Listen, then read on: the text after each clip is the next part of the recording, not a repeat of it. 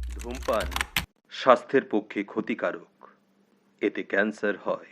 Smoking is injurious to health, it causes.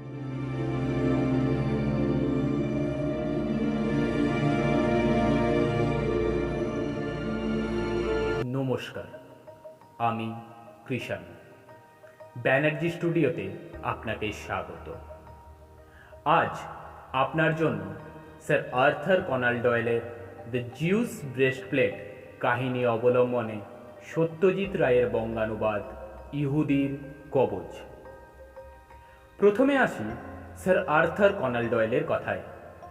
তার জন্ম 1859 সালে এডিনবরা, স্কটল্যান্ডে। মৃত্যু 1930 সালে। তিনি পেশায় ছিলেন ডাক্তার। রোজগার বাড়ানোর জন্য তিনি লিখতে শুরু করেন অসংখ্য ছোট গল্প। তার বিখ্যাত উপন্যাস হল শার্লক হোমস। তাছাড়াও তিনি লিখেছেন অনেক ভুতুড়ে ও অ্যাডভেঞ্চারাস গল্প। এবার আসি দ্য লেজেন্ড সত্যজিৎ রায়ের কথায়। তার জন্ম 1921 সালে 2রা মে এবং আমরা তাকে হারাই 1992 খ্রিস্টাব্দে 23 এপ্রিল। তিনি একাধারে যেমন ছিলেন এক সুচিন্তিত লেখক, চলচ্চিত্র পরিচালক ও প্রযোজক, সেরমই ছিলেন এক বিখ্যাত চিত্রনাট্যকার। অন্য ভাষার গল্পকে তিনি এমনভাবে অনুবাদ করতেন যেটা বাঙালি পাঠকের মন ছুঁয়ে যায়, যেমন ইহুদির কবচ, ব্রাজিলের কালো বাঘ ইত্যাদি। তিনি অস্কার, ভারতরত্ন ইত্যাদি পুরস্কারেও ভূষিত হন। এই গল্পটি আমরা নিয়েছি গল্প 101 সত্যজিৎ রায় এই বইটি থেকে। প্রধান চরিত্রে গল্পের কথক Jackson, professor Andreas, Ward Mortimer, captain Wilson, inspector ইলসে, সিমসন এবং মিস্টার পারভিস। শুরু হচ্ছে আজকের গল্প ইহুদির কবচ। প্রাচ্যের পুরাতত্ত্ব সম্পর্কে আমার বিশিষ্ট বন্ধু ওয়ার্ড মর্টিমারের জ্ঞান ছিল অসামান্য। সে এই বিষয়ে বিস্তর প্রবন্ধ লিখেছিল। মিশরের ভ্যালি অব দ্য কিংসে খনন কার্য তদারকের সময় একটানা 2 বছর থিবিসের একটা সমাধি গৃহে বাস করেছিল। আর যে কাজটা সবচেয়ে বেশি সাড়া জাগিয়েছিল সেটা হলো ফাইলিতে হোরাসের মন্দিরের একটি ভিতরের ঘরে ক্লিওপ্যাট্রার মামি আবিষ্কার। মাত্র 31 বছর বয়সে যে লোক এত কিছু করতে পেরেছে তার ভবিষ্যৎ যে উজ্জ্বল হতে বাধ্য সেটা প্রায় সকলেই বিশ্বাস করত। তাই মর্টিমার যখন বেলমোর স্ট্রিট মিউজিয়ামের তত্ত্বাবধায়কের কাজটা পেল তখন কেউই বিশেষ অবাক হয়নি। এই পদ যিনি পাবেন তিনি সেই সঙ্গে ওরিয়েন্টাল কলেজের অধ্যাপকেরও পদেও অধিষ্ঠিত হবেন এবং তার ফলে তার মাসিক রোজগার যা হবে তাতে সচ্ছল জীবনযাত্রার সঙ্গে গবেষণার কাজও চালানো যায়। শুধু একটা কারণেই ওয়ার্ড মর্টিমার কিঞ্চিত অস্বস্তি বোধ করেছিল। সেটা হলো যে তত্ত্বাবধায়কের স্থান সে দখল করেছিল তার অতুল খ্যাতি। প্রফেসর অ্যান্ড্রিয়াসের পাণ্ডিত্য ছিল অগাধ এবং খ্যাতি সারা ইউরোপ জোড়া। দেশ বিদেশ থেকে তরুণ ছাত্ররা আসত তার বক্তৃতা শুনতে। তাছাড়া মিউজিয়ামের মহামূল্য সম্পদ সংরক্ষণের জন্য তিনি যে ব্যবস্থা করেছিলেন সকলেই এক বাক্যে তার প্রশংসা করত।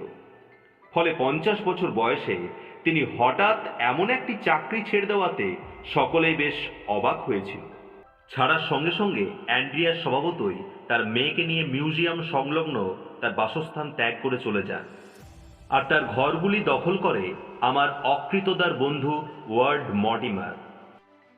চাকরিটা পাবার কয়েকদিনের মধ্যেই মর্টিমারকে চিঠি লিখে অভিনন্দন জানালেন প্রফেসর অ্যান্ড্রিয়াস। যেদিন প্রথম এই দুইজনের পরিচয় হলো পরস্পরের সঙ্গে সেদিন আমি ঘটনাস্থলে উপস্থিত ছিলাম। অ্যান্ড্রিয়াস সেদিন তার সংগ্রহশালার আশ্চর্য জিনিসগুলি আমাদের দেখালেন।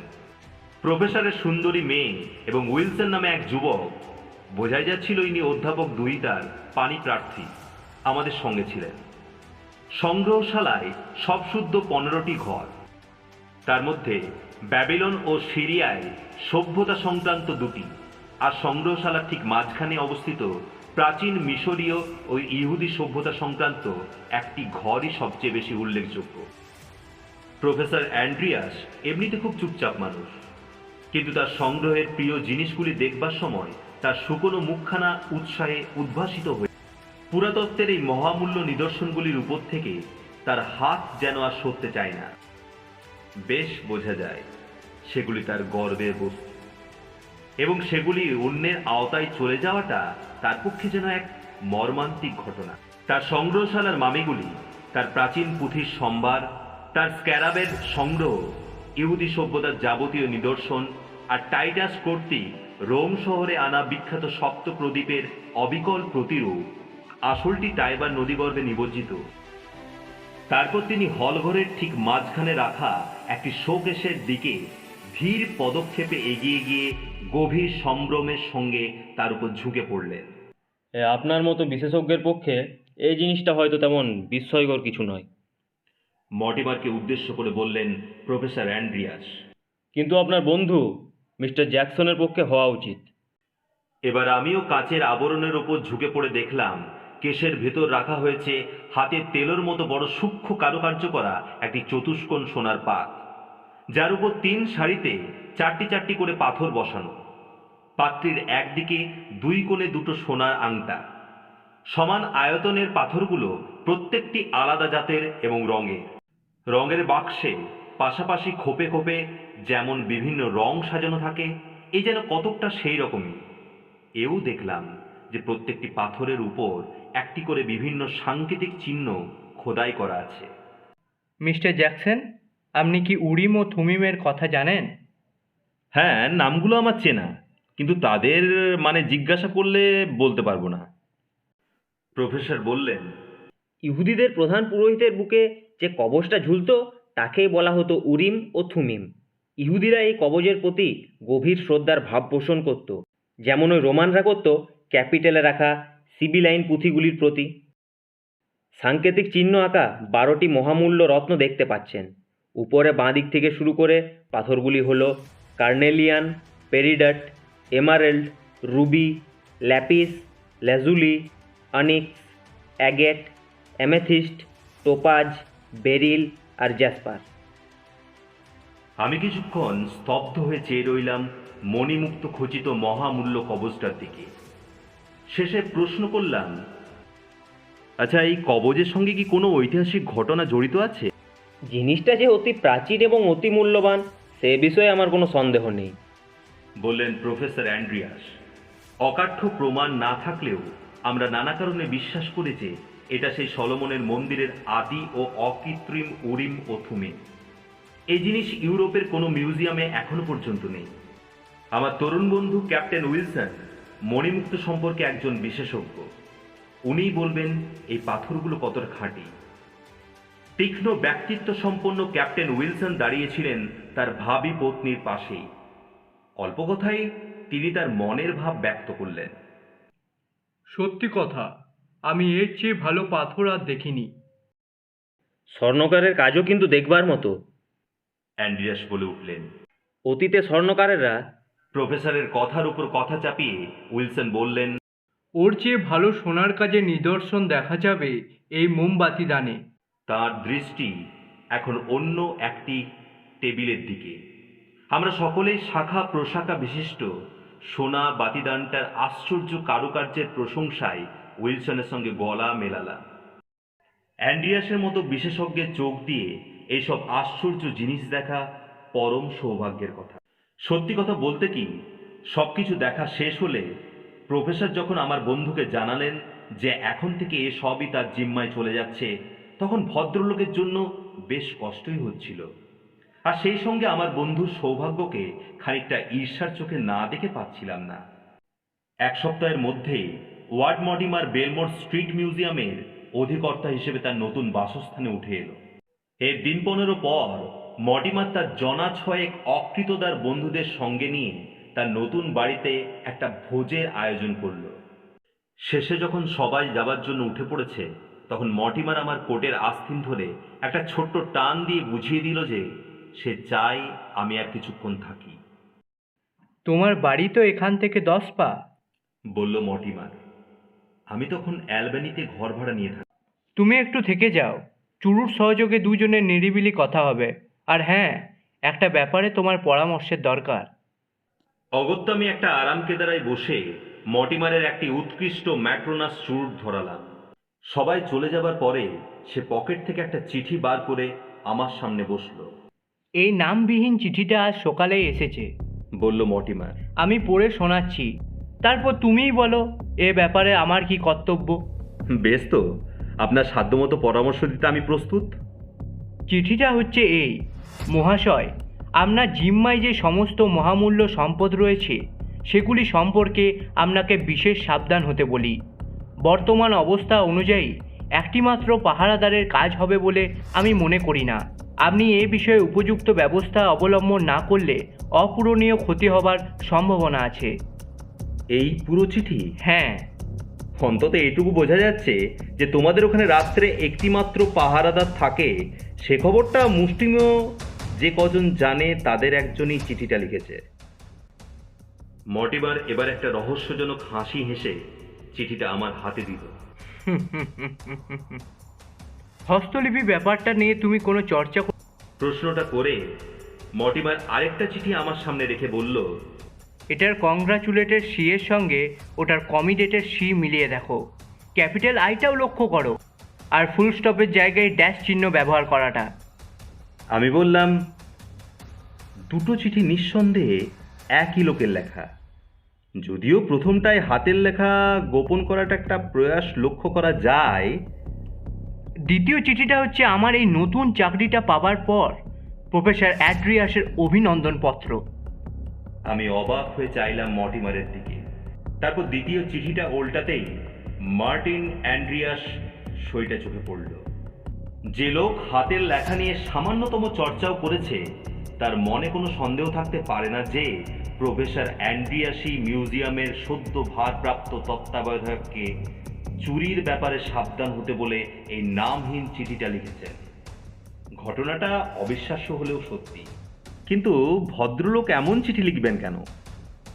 আমি প্রশ্ন করলাম। ঠিক এই প্রশ্নই আমি করতে চাই তোমাকে।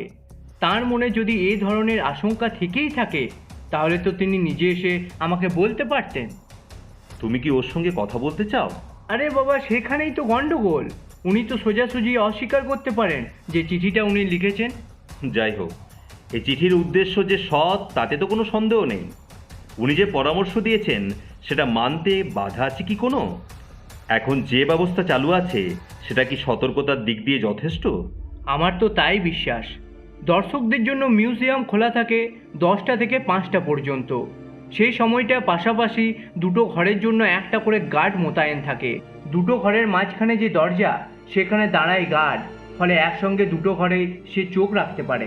কিন্তু রাত্রে 5টার পর লোহার গেটগুলো সব বন্ধ করে দেওয়া হয়। সে গেট খোলার সাধ্য কোনো চোরের নেই। যে পাহারা দেয় সে অত্যন্ত বিশ্বস্ত লোক। সে 3 ঘন্টা অন্তর অন্তর তার ঘর থেকে বেরিয়ে এসে সারা মিউজিয়ামটা টহল দেয়। প্রত্যেকটি ঘরে একটি করে বিজলি বাতি সারা রাত জ্বলে। তাহলে একমাত্র উপায় হচ্ছে দিনের গার্ডগুলিকে রাত্রেও রেখে দেওয়া। সেটা খরচে পোষাবে না। অন্তত পুলিশে খবর দিয়ে বলো যে বেলমোর স্ট্রিটে তারা যেন একটা বিশেষ কনস্টেবলের ব্যবস্থা করে। এই চিঠি যিনি লিখেছেন তিনি যদি তার পরিচয় গোপন করতে চান তাহলে কিছু বলার নেই। কেন তিনি এটা চাইছেন সেটা আশা করি এরপর কি ঘটে তারপর থেকে বোঝা যাবে। এরপর অবশ্যই এ বিষয়ে আলোচনা করার আর কিছু রইল না। আমি বাড়ি ফেরার পর সারা রাত মাথা ঘামিয়েও প্রফেসর অ্যান্ড্রিয়াসের চিঠির পেছনে আসল উদ্দেশ্যটা কি সেটা বুঝতে পারলাম না। এই চিঠি যে তারই লেখা সে বিষয়ে কোনো বিন্দুমাত্র সন্দেহ আমার মনের মধ্যে নেই। মিউজিয়ামে যে চোরের উপদ্রব হতে পারে সেটা হয়তো তিনি আঁচ করেছিলেন, সেই কারণে কি তিনি চাকরিতে ইস্তফা দিলেন? কিন্তু তাই যদি হয় তাহলে সরাসরি মর্টিমারকে সতর্ক করলেন না কেন? আমি অনেক ভেবেও রহস্যের কোনো কিনারা করতে না পেরে শেষ রাতে ক্লান্ত হয়ে ঘুমিয়ে পড়লাম। ফলে আমার উঠতেও অনেক দেরি হয়ে গেল। ঘুমটা ভাঙলেও আশ্চর্যভাবে 9টা নাগাদ মর্টিমার হন্তদন্ত হয়ে এসে আমার দরজায় টোকা মেরে ঘরে ঢুকল। তার চাহনিতে গভীর উদ্বেগ। এমনিতে পোশাক আশাকের ব্যাপারে মর্টিমার খুবই কিন্তু আজকে দেখছি তার শার্টের কলার প্রায় খুলে এসেছে, গলার টাই আর মাথার টুপিরও প্রায় সেই দশা। তার সন্ত্রস্ত দৃষ্টি দেখে মোটামুটি বোঝা যায় কি ঘটতে চলেছে বা কি ঘটেছে। আমি তৎক্ষণাৎ বিছানা ছেড়ে উঠে পড়ে বললাম, মিউজিয়ামে চোর এসেছিল বুঝি? ঠিকই ধরেছ। সেই সেই পাথরগুলো, ও উরিম আর থুমিমের সেই অমূল্য পাথরগুলো। দৌড়ে আসার ফলে মটিমার হাঁপাচ্ছে। আহ, আমি চললাম থানায়। তুমি তুমি যত শীঘ্রই পারো চলে এসো জ্যাকসন। Good bye. উদ্ভ্রান্তভাবে ঘর থেকে বেরিয়ে গেল মটিমার, আর পরক্ষণে শুনলাম তার দ্রুতপদে সিঁড়ি দিয়ে নামার শব্দ। আমি ওর কথা মতো যত তাড়াতাড়ি সম্ভব মিউজিয়ামে পৌঁছে গিয়ে দেখি মটিমার এর মধ্যেই একটি ইন্সপেক্টর ও আরেকটি ভদ্রলোককে নিয়ে এসেছে। ভদ্রলোকটি হলেন মিস্টার পারভেজ, বিখ্যাত হীরক ব্যবসায়ী মবসন অ্যান্ড কোংয়ের একজন অংশীদার।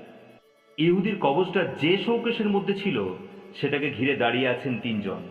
কবজটা এখন বাইরে বার করে কাচের আচ্ছাদনটার উপর রাখা হয়েছে, আর তিনজনে গভীর মনোযোগের সঙ্গে সেটিকে পরীক্ষা করে দেখছে। কবচটার উপর যে মানুষের হাত পড়েছে তাতে কোনো সন্দেহ নেই। আজ সকালে এটার দিকে চোখ যাওয়ার সঙ্গে সঙ্গে আমার সন্দেহ হয়। কাল রাত্রেও আমি এটা দেখেছি, তখনও ঠিক ছিল। অর্থাৎ কুকীর্তিটা হয়েছে মাঝরাত্রে। কবজটা নিয়ে কেউ ঘাটাঘাটি করেছে নিশ্চয়। প্রথম সারির 4টে পাথরকে ঘিরে সোনার উপর ক্ষতচিহ্ন। পাথরগুলো তাদের জায়গাতেই রয়েছে। ক্ষতি যা হয়েছে সেটা সোনার সূক্ষ্ম কারুকার্যে, যার সৌন্দর্যের তারিফ আমরা এই কদিন আগেই করেছি। ইন্সপেক্টর সাহেব বললেন, এটাকে দেখে মনে হচ্ছে কেউ যেন পাথরগুলোকে উপড়ে ফেলার চেষ্টা করেছিল। মটিমার বলল, আমার আশঙ্কা হচ্ছে যে শুধু চেষ্টাই করেনি, কৃতকার্যও হয়েছিল। আমার ধারণা প্রথম সারির 4টে পাথরই নয়, যদিও চোখে ধরা কোনো উপায় নেই। জহুরি মশায়েরও মনে হয়তো একই সন্দেহের উদয় হয়েছিল, কারণ তিনি এখন তার আতশ কাঁচের সাহায্যে অতি মনোযোগের সঙ্গে পাথরগুলো যাচাই করে যাচ্ছেন। কাঁচের সাহায্য ছাড়াও নানাভাবে সেগুলোকে পরীক্ষা করে অবশেষে মটিমারের দিকে চেয়ে একগাল হেসে ভদ্রলোক বললেন, এই আপনার মনে হচ্ছে কপালটা বেশ ভালো। আমি জোর দিয়ে বলতে পারি যে প্রথম সারির 4টে পাথরই খাঁটি। এত নিখুঁত পাথর সচরাচর দেখাই যায় না। আমার বন্ধুর মুখ থেকে ফ্যাকাশে ভাবটা চলে গেল। সে একটা স্বস্তির নিঃশ্বাস ফেলে বলল, যাক বাবা, কিন্তু তাহলে চোরের উদ্দেশ্যটা ছিল কি? হয়তো পাথরগুলো নেওয়ার মতলবে এসেছিল, কিন্তু সে কাজে বাধা পড়ে গেছে। কিন্তু নেওয়াই যদি উদ্দেশ্য হবে তাহলে তো একটা একটা করে খুলে নেওয়া উচিত। এখানে দেখছি 4টে পাথরকেই আলগা করার চেষ্টা হয়েছে, কিন্তু একটাকেও নেওয়া হয়নি। ব্যাপারটা খুবই অস্বাভাবিক, বললেন ইন্সপেক্টর সাহেব। ঠিক এরকম ঘটনা আর একটাও মনে পড়ছে না। আচ্ছা চলুন না একবার ওই পাহারাদারের সঙ্গে কথা বলা যাক। প্রহরীকে ডেকে আনা হলো। মজবুত মিলিটারি গড়ন, চেহারায় সততার ছাপ। গতরাত্রের ঘটনায় সে তার মনিবের মতোই দেখলাম বিচলিত হয়ে আছে। না স্যার, আমি কোনো আওয়াজ পাইনি। ইন্সপেক্টরের প্রথম প্রশ্নের উত্তরে সে বলল, আমি যেমন রোজ করি তেমনি কাল রাত তো 3বার টহল দিয়েছি, কিন্তু সন্দেহজনক কিছু দেখিনি। আমি গত 10 বছর এই কাজই করছি। এমন ঘটনা আমার আমলে এর আগে কখনো ঘটেনি। আচ্ছা অন্য কোনো জানলা দিয়ে চোর ঢুকতে পারে কি? অসম্ভব স্যার। তোমার ঘরের সামনে দিয়ে কেউ এগিয়ে গিয়ে থাকতে পারে। না স্যার, টহল দেওয়ার সময়টুকু ছাড়া আমি সারাক্ষণ আমার ঘরের বাইরে বসে থাকি। মিউজিয়ামে ঢোকার আর অন্যান্য কোনো পথ আছে নাকি? মিস্টার মর্টিমারের কোয়ার্টার্সের একটা প্রাইভেট দরজা দিয়ে মিউজিয়ামে ঢোকা যায়। সে দরজা রাত্রে চাবি দিয়ে বন্ধ থাকে, আর সেটাই পৌঁছতে হলে আগে মিউজিয়ামের সদর দরজা দিয়ে ভিতরে ঢুকতে হয়। আর আপনার চাকর বাকর? তাদের থাকবার জায়গা একেবারে আলাদা। ব্যাপারটা বেশ ঘোলাটে, তাতে কিন্তু আমার বিন্দুমাত্রও সন্দেহ নেই, বললেন ইন্সপেক্টর। অবশ্য মিস্টার পারভিসের মতে আপনার কোনো ক্ষতি হয়নি। আমি শপথ করে বলতে পারি স্যার, প্রথম সারির 4টে পাথর একেবারেই খাঁটি। আবার বললেন মিস্টার পারভিস, আচ্ছা তাহলে ব্যাপারটা দাঁড়াচ্ছে এই যে চোরের একমাত্র উদ্দেশ্য হলো কবজটাকে জখম করা, আর তা সত্ত্বেও একবার দালানটা ঘুরে দেখায় কোনো ক্ষতি আছে বলে তো আমি মনে করি না। হ্যাঁ, হয়তো তার ফলে কে এই রহস্যময় চোর তার কোনো ইঙ্গিত পাওয়া যেতে পারে। সারা সকাল পুঙ্খানুপুঙ্খ অনুসন্ধানেও কোনো ফল হলো না। মিউজিয়ামে ঢোকার যে আরো দুটো সম্ভাব্য পথ আছে সেটা ইন্সপেক্টর সাহেব আমাদের দেখালেন। একটা হলো মাটির নিচে সেলারের মাথায় একটা চোরা দরজা, আর দ্বিতীয়টা হলো মাথার উপরে একটা অকেজো জিনিসপত্র রাখার ঘর বা লাম্বা রুমের স্কাইলাইট। এই ঘরের একটা বিশেষ স্কাইলাইট দিয়ে নিচে মিশরীয় ও ইহুদি জিনিসের ঘরটা পরিষ্কার দেখা যায়। তবে এই দুটো প্রবেশপথের যে কোনো একটা ব্যবহার করতে গেলেই চোরকে আগে ঢুকতে হবে দালানের মধ্যে। কিন্তু সে পথ যেহেতু বন্ধ, আর সেলারে এবং লাম্বা রুম দুটোতে যে পরিমাণ ধুলো জমে রয়েছে, এই দুটো প্রবেশপথের কথাই ওঠে না। শেষ পর্যন্ত কে কখন কেন কুকীর্তিটা করেছে সে রহস্যের কোনো কিনারাই হলো না। আর একটি মাত্র পথ মর্টিমারের সামনে খোলা আছে, এবং শেষ পর্যন্ত সে সেটাই নিল। পুলিশদের তাদের কাজে লাগিয়ে যাওয়ার নির্দেশ দিয়ে সে আমাকে অনুরোধ করলো সেদিনই বিকেলে তার সঙ্গে প্রফেসর অ্যান্ড্রিয়াসের ওখানে যেতে। যাওয়ার সময় সে সঙ্গে দুটো চিঠিই নিয়ে নিল। উদ্দেশ্য প্রফেসরকে সরাসরি জিজ্ঞেস করা তিনি কেন নামবিহীন চিঠিটা লিখেছেন এবং কি করে তিনি অনুমান করলেন যে মিউজিয়ামে এরকম একটা দুর্ঘটনা ঘটবে। আপার নরউইডে একটা ছোট বাড়িতে প্রফেসর থাকেন, কিন্তু সেখানে গিয়ে বাড়ির এক পরিচারিকার কাছ থেকে জানলাম যে প্রফেসর শহরে নেই। এই খবরে আমরা দুজনেই খুব হতাশ হয়েছি দেখে পরিচারিকা বললেন আমরা যদি বৈঠকখানায় গিয়ে বসি তাহলে তিনি প্রফেসরের মেয়ের সঙ্গে আমাদের দেখা করিয়ে দেবেন। আগেই বলেছি যে অ্যান্ড্রিয়াসের কন্যাটি সুন্দরী, দীর্ঘ ছিমছাম তার গড়ন, মাথার চুল সোনালি, গায়ের রং ও মসৃণতা গোলাপের পাপড়ির কথা মনে করিয়ে দেয়। কিন্তু সে যখন ঘরে ঢুকল তখন এই 2 সপ্তাহে তার কত পরিবর্তন হয়েছে দেখে আমি প্রায় চমকে উঠলাম। তার চাহনিতে গভীর সংশয়ের ছাপ। বাবা গেছেন স্কটল্যান্ডে।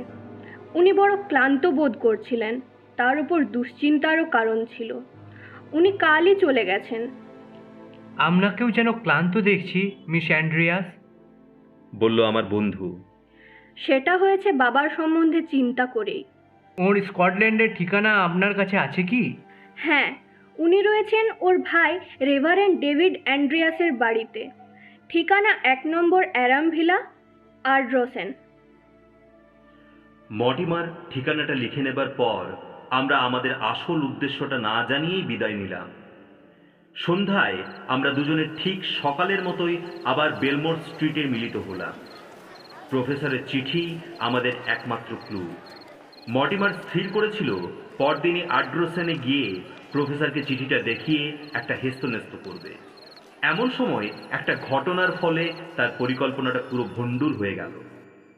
পরদিন ভোরে আমার দরজায় টোকার শব্দে ঘুম থেকে উঠে দরজা খুলে দেখি একটি লোকের হাতে মর্টিমারের একটা চিঠি। সে লিখেছে, অবিলম্বে চলে এসো, রহস্য আরো জটিল হয়ে উঠেছে। আমি কিছুক্ষণের মধ্যে মিউজিয়ামে পৌঁছে দেখলাম মর্টিমার মাঝের ঘরটায় উদ্বিগ্নভাবে পায়চারি করছে, আর ঘরের একপাশে পল্টনের মতো দাঁড়িয়ে আছে প্রহরী মশাই। ও জ্যাকসন, তোমায় আমার বিশেষ প্রয়োজন।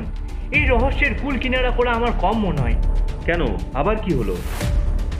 মর্টিমার কাচের শোকেসের দিকে হাত দেখিয়ে বলল, যাও নিজেই দেখো গিয়ে। আমি যা দেখলাম তাতে আপনা থেকে আমার মুখ দিয়ে একটা বিস্ময়সূচক শব্দ বেরিয়ে পড়ল। এবার মাঝের সারির পাথরগুলোর অবস্থাও হুবহু উপরের সারির মতো। 12টার মধ্যে 8টা পাথরের উপর দুর্বৃত্ত। শেষের সারির পাথরগুলো যেমন ছিল তেমনই আছে। পাথরগুলো কি বদলানো হয়েছে? আমি প্রশ্ন করলাম। না, মাঝের 4টের মধ্যে এমারেল্ডের রঙে সামান্য একটু বৈষম্য ছিল, এখনও সেটাও রয়েছে। কাজেই ধরে নেওয়া যায় যে ওপরের শাড়ির মতো এগুলোও বদলানো হয়নি। আচ্ছা সিমসন, তুমি তো বলছো সন্দেহজনক কোনো শব্দ পাওনি? না স্যার, প্রহরী জবাব দিল। কিন্তু সকাল হওয়ার পর আমি এই ঘরে এসে কবজটা দেখেই বুঝলাম যে ওটা নিয়ে ঘাটাঘাটি করা হয়েছে। আমি তৎক্ষণাৎ আপনাকে খবর দিই, কিন্তু আমি যতক্ষণ পাহারা দিয়েছি ততক্ষণ কাউকে দেখিনি, কোনো শব্দও পাইনি। মর্টিমার আমার দিকে ফিরে বলল, এসো আমার সঙ্গে, একটু ব্রেকফাস্ট করা যাক। তার ঘরে পৌঁছাতেই সে ব্যাকুলভাবে প্রশ্ন করল, এসব কি ঘটছে বলো তো জ্যাকসন? সত্যি কথা বলতে কি, এমন অদ্ভুত কাণ্ড কারখানা আমার অভিজ্ঞতার সম্পূর্ণ বাইরে। আমি বললাম, আমার মতে এ কোনো উন্মাদের কীর্তি। এর মধ্যে কোনো অর্থ খুঁজে পাচ্ছ না তুমি? আমি একটু ভেবে বললাম, এই প্রাচীন কবচটা ইহুদিদের কাছে একটা অতি পবিত্র জিনিস। ধরো, যদি ইহুদি বিরোধী কোনো দলের কেউ কবচটাকে নষ্ট করার... না না না, চেঁচিয়ে বলে উঠল, ওটা কোনো কথাই হলো না। এমন লোক হয়তো আছে যে কবচটাকে নষ্ট করতে চাইতে পারে, কিন্তু পাথরের চারধারে কুঁড়ে কুঁড়ে সেগুলোকে আলগা করার চেষ্টা করবে কেন? এর কারণ খুঁজতে হবে অন্য কোথাও। এখন বলো তো, টহলদার সিম্পসন সম্বন্ধে তোমার কি ধারণা? ওকে সন্দেহ করার কোনো কারণ আছে কি? কারণ একমাত্র ওই যে রাত্রে এক সিম্পসন ছাড়া কেউ এই তল্লাটে থাকে না। কিন্তু এমন অর্থহীন ধ্বংসের কাজ সে করবে কেন? কোনো জিনিস তো চুরি যায়নি। ধরো যদি তার মাথা খারাপ হয়ে থাকে? হুম, সিমসনের মাথায় কোনো গন্ডগোল নেই, এটা আমি জোর দিয়ে বলতে পারি। তুমি নিজে অন্য কাউকে সন্দেহ করো? কেন, তুমিই তো রয়েছো। আমি হালকা হেসে বললাম, ঘুমের মধ্যে হাঁটাহাঁটি করার ব্যারাম টেরাম আছে নাকি তোমার? মোটেই না। তাহলে এই রহস্য সমাধানের কাজে আমি আজ থেকেই স্তব্ধ। কিন্তু আমি দিচ্ছি না। একটা পন্থা আছে যার সাহায্যে আমরা এই কিনারা করতে পারবো। কি, প্রফেসর অ্যান্ড্রিয়াসের সঙ্গে দেখা করে? না, স্কটল্যান্ড যাবার দরকার নেই। কি করব সেটা বলছি তোমাকে। ওপরের লাম্বার রুম থেকে একটা স্কাইলাইট দিয়ে মাঝের হলঘরটা দেখা যায়, সেটা তো দেখলে। আমরা হলঘরে বাতি জ্বালিয়ে রেখে ওপরে স্কাইলাইটের চোখ লাগিয়ে বসে থাকবো। তুমি আর আমি দুজনে একজোটে রহস্যের সমাধান করব। যদি এই রহস্যময় ব্যক্তিটি এক এক দিন 4টে করে পাথরের ওপর কাজ করে, তাহলে সে নিশ্চয়ই আজ রাত্রে আবার এসে শেষ সারির 4টে পাথর নিয়ে পড়বে। একেবারে উত্তম প্রস্তাব। আমার ব্যাপারটা সম্পূর্ণ গোপন রাখবো। পুলিশ বা সিমসন কাউকে কিছু বলবো না। রাজি তো জ্যাকসন? অত্যন্ত উৎসাহের সঙ্গে রাজি আমি। রাত 10টা নাগাদ আমি মর্টিমারের বাড়িতে গিয়ে হাজির হলাম। তাকে দেখেই বুঝলাম যে একটা চাপা উত্তেজনার মধ্যে রয়েছে। হাতে সময় আছে, তাই আমরা দুজনে মর্টিমারের ঘরে বসে ঘণ্টাখানেক ধরে ব্যাপারটাকে নিয়ে আলোচনা করলাম। অবশেষে একটা সময় এলো যখন রাস্তায় গাড়ি ঘোড়া, পথচারী ইত্যাদি শব্দ কমে গিয়ে পাড়াটা প্রায় নিস্তব্ধ হয়ে এলো। প্রায় 12টার সময় মর্টিমার আমাকে পথ দেখিয়ে নিয়ে গেল অকেজো জিনিসপত্র রাখার ঘরটাতে। ইতিমধ্যে দিনের বেলায় একবার ঘরটাতে এসে মর্টিমার আমাদের বসার সুবিধের জন্য মেঝেতে চট বিছিয়ে রেখেছে। স্কাইলাইটের সার্সিগুলো স্বচ্ছ কাঁচের তৈরি হলেও তার উপর ধুলো পড়ে এমন দশা হয়েছে যে আমরা নিচের ঘরটা মোটামুটি দেখতে পেলেও নিচ থেকে কেউ আমাদের দেখতে পাবে না। কাঁচের উপর দুটো ছোট্ট অংশ থেকে ধুলো মুছে ফেলে সেখানেই আমাদের চোখ লাগানোর ব্যবস্থা করলাম। বিজলি বাতির উজ্জ্বল আলোতে হলঘরের সবকিছুই স্পষ্ট দেখা যাচ্ছে, এমনকি শোকেশের ভেতরের জিনিসগুলো পর্যন্ত। ঘরের একপাশে দরজার ধারে দাঁড় করানো মিশরীয় মামিকেস থেকে শুরু করে কাঁচের শোকেশে রাখা ইহুদির কবজের প্রত্যেকটি ঝলমলে পাথর, সবকিছুই আমরা দেখছি সমান আগ্রহের সঙ্গে। ঘরে মণিমুক্ত ছড়াছড়ি, কিন্তু কবজের উরিম ও থুমিমের 12টা পাথরের জেল্লা অন্য সবকিছুকে ম্লান করে দিয়েছে। শিকারার সমাধি মন্দিরের ছবি, কনার্কের প্রাচীর চিত্র, মেমিফিসের ভাস্কর্য, থিবিসের প্রস্তরলিপি সবই তন্ময় হয়ে দেখার জিনিস। কিন্তু তা সত্ত্বেও চোখ বারবার চলে যায় কাঁচের নিচে কবজটার দিকে, আর মন উদ্গ্রীব হয়ে ওঠে ওর রহস্য ভেদ করার জন্য। আমি এই রহস্যের কথাই ভাবছি। এমন সময় আমার বন্ধুটি হঠাৎ নিঃশ্বাস টেনে আমার কোটের আস্তিনটা সজোরে খামচে ধরল। পর মুহূর্তেই বুঝতে পারলাম এর কারণ। হলঘরের দরজার পাশে রাখা মামিকেসটার কথা আগেই বলেছি।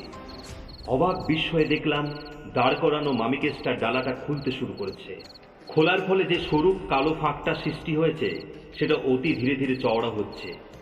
এই খোলার ব্যাপারটা এত সন্তর্পণে ঘটছে যে ভালো করে না দেখলে চোখে ধরাই পড়ে না।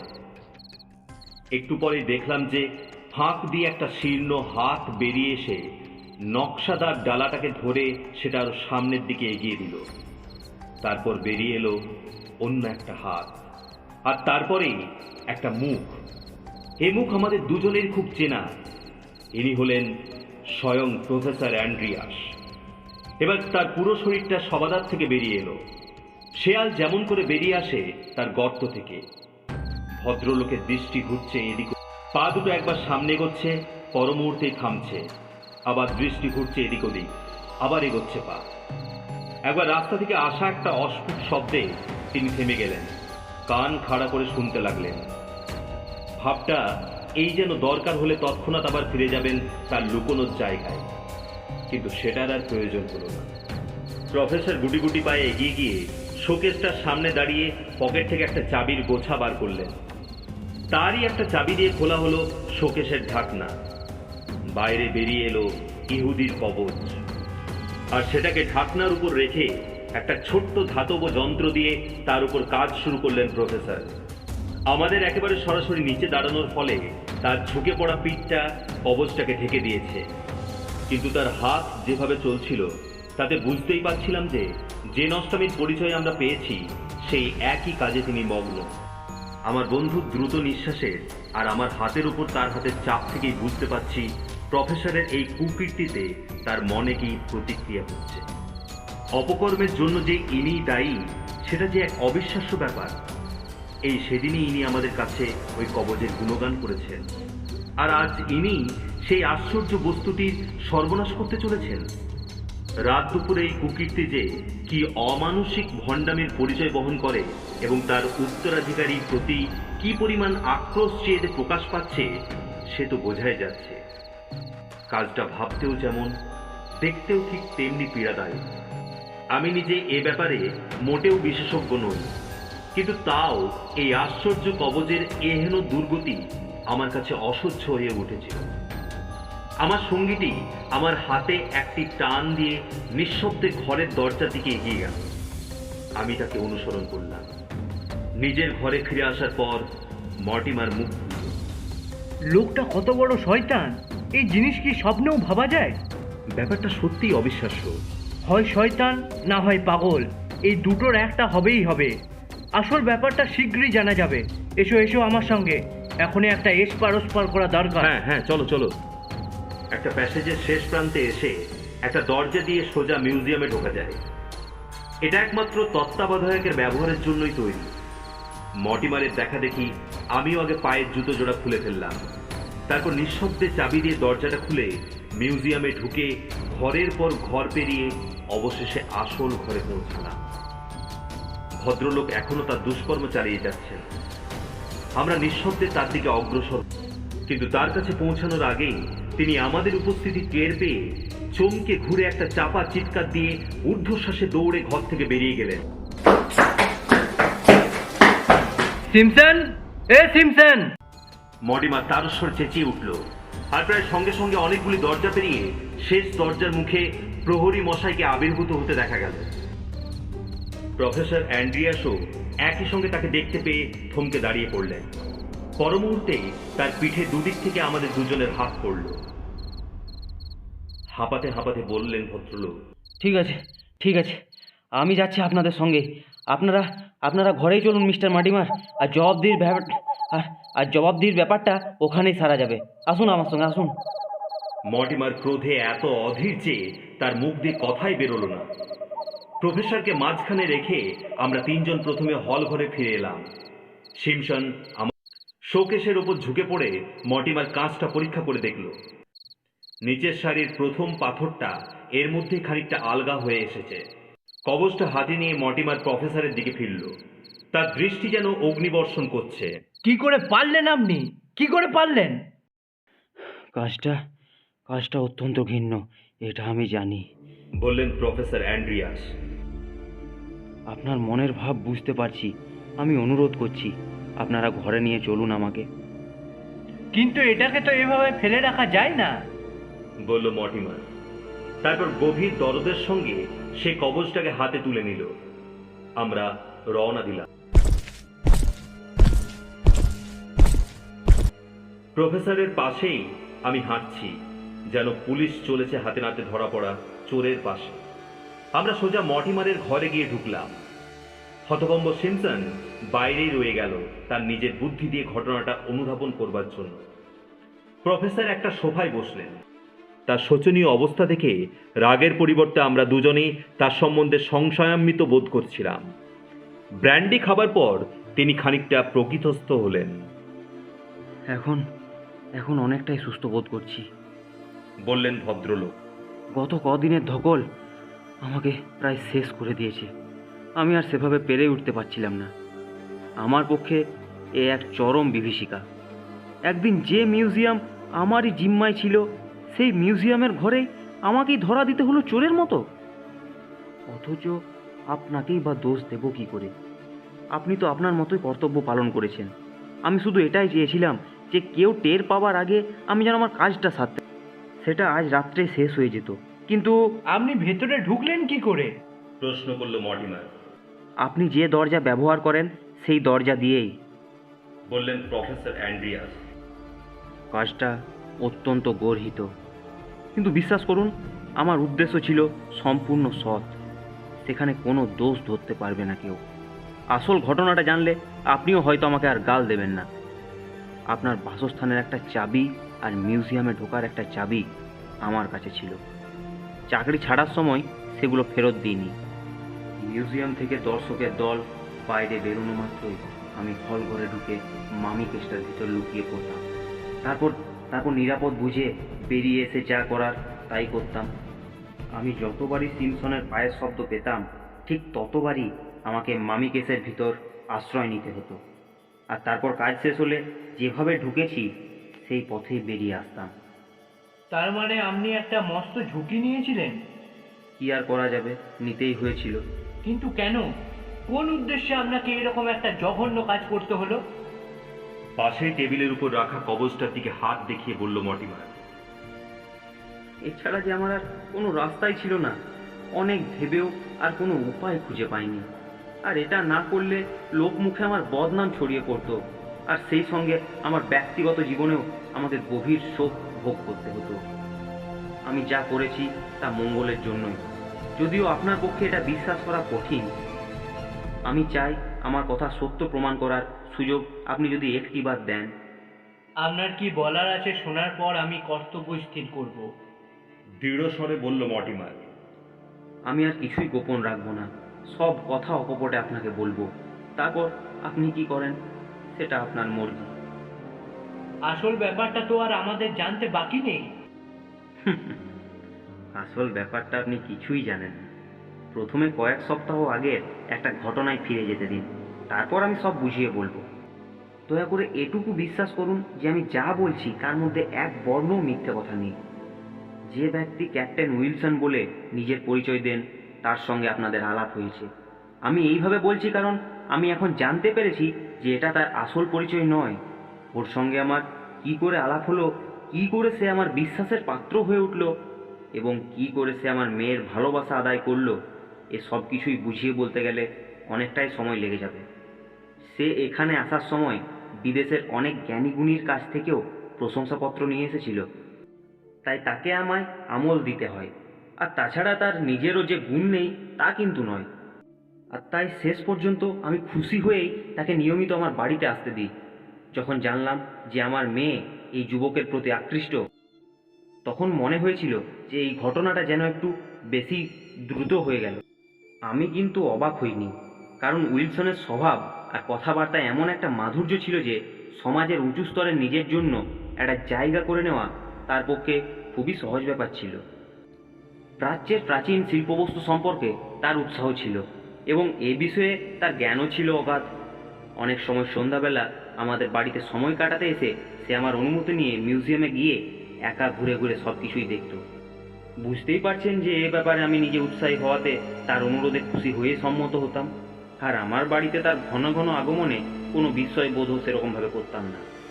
এলিজের সঙ্গে বিয়ের সম্বন্ধ পাকাপাকি হয়ে যাবার পর প্রায় প্রতি সন্ধ্যায় ওই ছেলেটি আমার বাড়িতে কাটাতো এবং তার মধ্যে ঘণ্টাখানেক কাটাতো ওই মিউজিয়ামে। সেখানে সে অবাধ স্বাধীনতা ভোগ করত। এমনকি আমি যেদিন সন্ধ্যায় বাড়িতে থাকতাম না, সেদিনও সে এসে মিউজিয়ামে কিছুটা হলেও সময় কিন্তু কাটিয়েছে। এই অবস্থার অবসান হয় তখনই যখন আমি চাকরি ছেড়ে নরউডে চলে যাই এবং নানা বিষয় নিয়ে বই লেখার তোড়জোড় শুরু করে দিই। চাকরি ছাড়ার এক সপ্তাহের মধ্যেই আমি যে লোককে নির্দ্বিধায় আপন করে নিয়েছিলাম তার আসল চেহারাটা আমি বুঝতে পারি। আমার বিদেশি বন্ধুদের কাছ থেকে পাওয়া কয়েকটা চিঠি থেকে আমি জানতে পারি যে যেসব পরিচয়পত্র উইলসন আমাকে দেখিয়েছিল তার অধিকাংশই ছিল জাল। অত্যন্ত মর্মাহত হয়ে আমি নিজেকেই নিজে প্রশ্ন করি, এই ধাপ্পাবাজির পেছনে কি উদ্দেশ্যই বা থাকতে পারে? আর সে যদি অর্থলোভী হয়ে থাকে তাহলে আমাকে দিয়ে তার কোনো কাজ হবে না, কারণ আমি ধনী নই। তাহলে সে এলোই বা কেন? ঠিক তখনই আমার খেয়াল হলো যে পৃথিবীর সবচেয়ে মূল্যবান পাথরের বেশ কিছু রয়েছে আমার জিম্মায়, এবং নানান অজুহাতে একা মিউজিয়ামে গিয়ে সেসব পাথরের কোনটা কোথায় আছে সেটা উইলসন দেখে এসেছে। অর্থাৎ সে হচ্ছে এক অতি ধূর্ত ব্যক্তি যে আমার মিউজিয়ামে চুরির সুযোগ খুঁজছে। এই অবস্থায় তাকে অন্ধের মতো ভালোবাসে আমার যে মেয়ে, তাকে কষ্ট না দিয়ে আমি কি করে উইলসনকে জব্দ করব বলুন? আমি অনেক ভেবে যে পন্থা স্থির করলাম সেটা বেয়ারা, তাতে কোনো সন্দেহ নেই, কিন্তু তার চেয়ে বেশি কার্যকরী কোনো পন্থা আমার মাথায় সেই মুহূর্তে আসেনি। আমি যদি আপনাকে নিজের নামে চিঠি লিখতাম, তখন আপনি নিশ্চয়ই আমাকে নানান খুঁটিনাটি প্রশ্ন করতেন, যার উত্তর হয়তো আমার পক্ষে দেওয়া সম্ভবই হতো না। তাই আমি নাম ছাড়াই চিঠি লিখে আপনাকে সতর্ক করে দিই। আমি বেলমোর স্ট্রিট থেকে নরউড চলে আসার পরেও এই যুবকের আমার বাড়িতে আসা কিন্তু একটু হলেও কমেনি। হয়তো সে সত্যিই আমার মেয়েকে গভীরভাবে ভালোবেসেছিল। আর আমার মেয়ের কথা যদি বলেন, তাহলে আমি এটুকু বলবো যে কোনো মেয়ে একজন পুরুষের দ্বারা এমনভাবে প্রভাবিত হতে পারে, এটা কিন্তু আমি স্বপ্নেও কল্পনা করতেই পারিনি। উইলসনের ব্যক্তিত্ব যেন এলিসকে সম্পূর্ণভাবে গ্রাস করেছিল। এটা যে কতদূর সত্যি এবং ওদের দুজনের মধ্যে সম্পর্কটা যে কত গভীর, সেটা আমি বুঝতে পারি এক সন্ধ্যায়। আর ঠিক তখনই উইলসনের আসল রূপটা ধরা পড়ে। সেদিন আমি আগে থেকেই হুকুম করে রেখেছিলাম যে উইলসন এলে যেন সোজা আমার কাজের ঘরে চলে আসে, ওকে যেন বৈঠকখানায় বসানো না হয়। সে আসার সঙ্গে সঙ্গে আমি সোজাসুজি বলে দিলাম যে তার স্বরূপ জানতে আর আমার কোনো বাকি নেই, আর সেটা জেনেই তার দূরভিসন্ধির পথ আমি বন্ধ করেছি, এবং আমি আর আমার মেয়ে তার সঙ্গে আর কোনো রকমের কোনো সম্পর্কই রাখতে চাই না। আর সে সঙ্গে এটাও বললাম যে আমার পরম সৌভাগ্য যে সে মিউজিয়ামের মহামূল্য জিনিসগুলোর কোনো ক্ষতি করার আগেই আমি তার আসল পরিচয়টা পেয়ে গেছি। ছেলেটির বুকের পাটা যে অসামান্য, তাতে কোনো সন্দেহই নেই। আমার কথা শেষ পর্যন্ত শুনে সে কোনো বিস্ময় বা বিরুদ্ধভাব প্রকাশ না করে ঘরের উল্টো দিকে গিয়ে একটা ঘন্টা বাজিয়ে চাকরকে ডেকে পাঠালো। চাকর এলে পরে তাকে বলল, মিস অ্যান্ড্রিয়াসকে গিয়ে বলো তিনি যেন অনুগ্রহ করে এখানে আসেন। আমার মেয়ে এলো। উইলসন এগিয়ে গিয়ে তার হাত দুটো নিজের হাতের মুঠোয় নিয়ে বলল, এলিস, তোমার বাবা এইমাত্র আবিষ্কার করেছেন যে আমি একটা দুশ্চরিত্র ব্যক্তি, যেটা তুমি আগেই জানতে। এলিস চুপ করে দাঁড়িয়ে রইল। উনি বলছেন যে আমাদের পরস্পরকে ত্যাগ করতে হবে চিরকালের জন্য। এলিস কিন্তু এখনো তার হাত ছাড়িয়ে নেয়নি। তোমার উপর কি আমি ভরসা রাখতে পারি, নাকি একমাত্র যে আমাকে সৎ পথে চালাতে পারে সেও আমাকে ছেড়ে চলে যাবে? জন, আমার মেয়ে গভীর আবেগের সঙ্গে বলে উঠল, আমি কোনোদিন তোমাকে ছেড়ে যাব না। দুনিয়ার সব লোক যদি তোমার বিরুদ্ধে দাঁড়ায়, তাহলেও না। আমি আমার মেয়েকে বোঝাবার অনেক চেষ্টাই করলাম, কিন্তু কোনোভাবেই কোনো ফল হলো না। সে যেন ওই যুবকটির সঙ্গে তার জীবন অবিচ্ছেদ্যভাবে জড়িয়ে ফেলেছে। আমার মেয়ে আমার চোখের মণি। যখন দেখলাম যে তাকে সর্বনাশের হাত থেকে উদ্ধার করার আর কোনো উপায় নেই, তখন আমার যে কি অবস্থা হলো তা বলতে পারি না। আমার অসহায় ভাব দেখে মনে হলো উইলসনের কিছুটা দয়া হলো। সে বলল, আপনি যতটা ভাবছেন অবস্থা ততটা খারাপ নয়। এলিজের প্রতি আমার ভালোবাসা এতই গভীর যে হয়তো সেটাই আমাকে কলঙ্কের হাত থেকে উদ্ধার করবে। আমি কালই ওকে প্রতিজ্ঞা করেছি যে জীবনে আর কখনোই এমন কোনো কাজ করব না যাতে সে কষ্ট পায়। কথা দিয়ে কথা না রাখার লোক আমি নই। উইলসনের কথায় মনে হলো যে সে যা বলছে সেটা অবিশ্বাস করার কোনো কারণই থাকতে পারে না। কথাটা বলে সে পকেট থেকে একটা কার্ডবোর্ডের বাক্স বার করে বলল, আমি যা বলছি তা যে সত্যি তার প্রমাণ আমি দিতে চাই। এলিস, আমার ওপর তোমার প্রভাব যে মঙ্গলকর সেটা এবার বুঝতে পারবে। প্রফেসর অ্যান্ড্রিয়াস, আপনি ঠিকই অনুমান করেছেন যে আপনার সংগ্রহশালার অমূল্য সম্পদ আমাকে প্রলুব্ধ করেছিল। যে কাজে লাভের সম্ভাবনার সঙ্গে বিপদের আশঙ্কা জড়িয়ে থাকে, সে কাজের প্রতি চিরকালই আমি একটা আকর্ষণ বোধ করি। তাই ইহুদির কবজের পাথরগুলোকে হাতে করার জন্য আমি বদ্ধপরিকর হয়। সেটা কিন্তু আমি অনুমান করেছিলাম। কিন্তু একটা ব্যাপার আপনি অনুমান করতে পারেননি। অনুমান করতে পারিনি? কি সেটা? যে সেগুলো হাত করতে আমি সক্ষম হয়েছিলাম। এই বাক্সের মধ্যে রয়েছে সেই পাথরগুলো। এই বলে সে বাক্সটা খুলে আমার ডেস্কের উপর উপুর করে ধরল। দৃশ্য দেখে আমার হাত পা একেবারে হিম হয়ে এলো। সংকেত চিহ্ন আঁকা 12টা মহামূল্য পাথর বেরিয়ে পড়েছে আমার টেবিলের উপরে। এগুলোই যে উরিম ও থুমিমের পাথর তাতে আমার বিন্দু মাত্র কোনো সন্দেহ নেই। সর্বনাশ! আমি চেঁচিয়ে উঠলাম, তুমি ধরা না পড়ে এ কুকীর্তি কিভাবে করলে? আসলের জায়গায় নকল পাথর বসিয়ে। বলল উইলসন। নকলগুলো এতই নিখুঁত যে দুয়ের মধ্যে তফাৎ করা অসম্ভব। এখন যে পাথরগুলো কবজে লাগানো হয়েছে সেগুলোও কি নকল? হ্যাঁ, এবং বেশ কিছুকাল আগে ঘটেছে এই ঘটনা।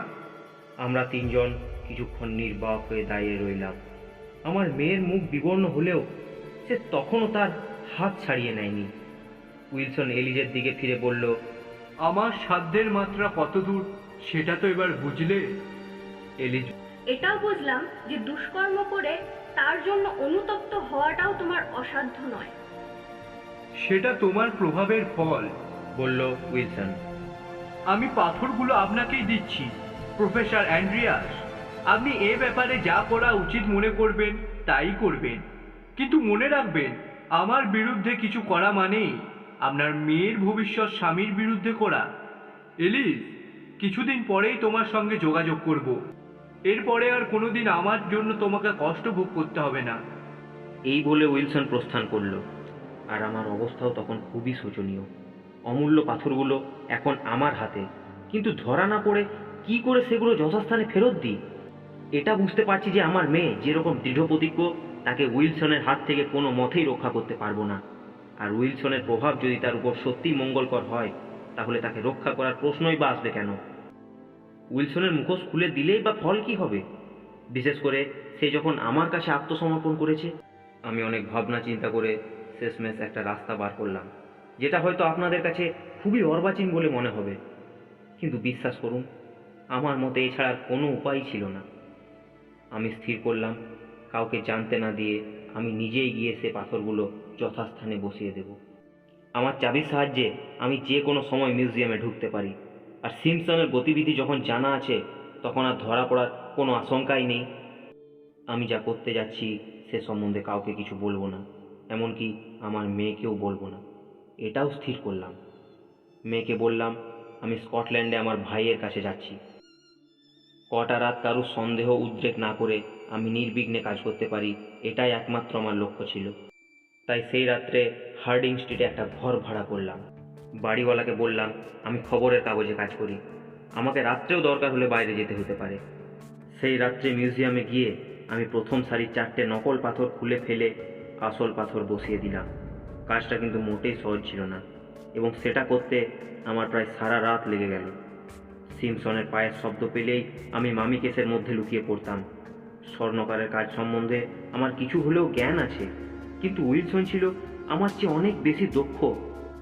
সে যেভাবে মেকি পাথরগুলো বসিয়েছিল তাতে সোনার কারুকার্য একটুও রদবদল হয়নি, কিন্তু আমার কাজ ছিল কাঁচা এবং বুড়ো হাতের কাজ। আমি চাইছিলাম যে কদিন আমি কাজটা করব সে কদিন যেন কেউ বেশি মনোযোগ দিয়ে কবচটাকে না দেখে। যাই হোক, একইভাবে দ্বিতীয় রাত্রেও দ্বিতীয় সারির পাথরগুলো সেইভাবেই বসিয়ে ফেললাম। আর আজ কাজটা শেষ হয়ে যেত, কিন্তু অদৃষ্টের ফেরে সেটা হলো না, এবং সেই সঙ্গে আমাকে এমন সব কথা বলে ফেলতে হলো যেগুলো একান্তই গোপনীয়। আর এখন আপনারাই নিজেদের বিদ্যা বুদ্ধি দিয়ে স্থির করুন যে এখানে ঘটনাটার পরিসমাপ্তি করবেন, না এটাকে আরও কিছু দূর টেনে নিয়ে যাবেন। আমার নিজের শান্তি, আমার মেয়ের ভবিষ্যৎ এবং তার ভাবি পতির সংস্কার সবই নির্ভর করছে এখন আপনাদের সিদ্ধান্তের উপর। সিদ্ধান্ত হলো এই যে, যেহেতু সব ভালো যার শেষ ভালো তার, এই মুহূর্তে সমস্ত ঘটনাটির ওপর চিরকালের মতো জবনিকা ফেলে দেওয়া হোক। কালই একজন পাকা স্বর্ণকারকে দিয়ে পাথরগুলো ঠিক করে বসিয়ে কবচটাকে আবার আগের অবস্থায় ফিরিয়ে আনা হবে। এবারে আপনার হাতটা দিন প্রফেসর অ্যান্ড্রিয়াস, আর আশীর্বাদ করুন যেন এইরকম অবস্থায় যদি কোনোদিনও পড়তে হয়, আমি যেন আপনার মতো নিঃস্বার্থ আচরণ করতে পারি। কাহিনী শেষ করার আগে একটা কথা বলা দরকার। 1 মাসের মধ্যে এলিজের বিয়ে হয়ে গেল তার সঙ্গে, যার আসল নামটা বললে পাঠক বুঝতে পারতেন যে তিনি এখন সমাজের সম্মানিত ব্যক্তি হিসেবে পরিচিত। কিন্তু সত্যি কথাটা হলো এই যে সম্মান তার চেয়েও বেশি প্রাপ্য সেই শান্ত স্বভাবা তরুণী, যিনি তার স্বামীকে পাপের পঙ্কিল পথ থেকে উদ্ধার করে ভদ্র সমাজে স্থান করে দিয়েছিলেন। শেষ হলো আজকের গল্প সত্যজিৎ রায় রচিত ইহুদির কবজ। গল্প পাঠে জ্যাকসন এবং মিস্টার পারভিসের চরিত্রে সুরজিৎ, ওয়ার্ড মর্টিমার এবং ক্যাপ্টেন উইলসনের চরিত্রে তমাল, প্রফেসর অ্যান্ড্রাস এবং ইন্সপেক্টরের চরিত্রে রাজ, সিমসনের চরিত্রে অপূর্ব, এলিজের চরিত্রে অরিজিতা। গল্পের সূত্রধার আমি কৃষাণ, সাউন্ড ডিজাইন এবং ব্যাকগ্রাউন্ড ডিজাইন রাজ, পরিচালনায় আমরা ব্যানার্জি স্টুডিও। আমাদের গল্পটি ভালো লেগে থাকলে আমাদের চ্যানেলটিকে সাবস্ক্রাইব করুন এবং ভিডিওটিতে লাইক, কমেন্ট এবং শেয়ার করতে ভুলবেন না। আমাদের পাশে থাকুন, আমরা এগিয়ে যাব। ধন্যবাদ।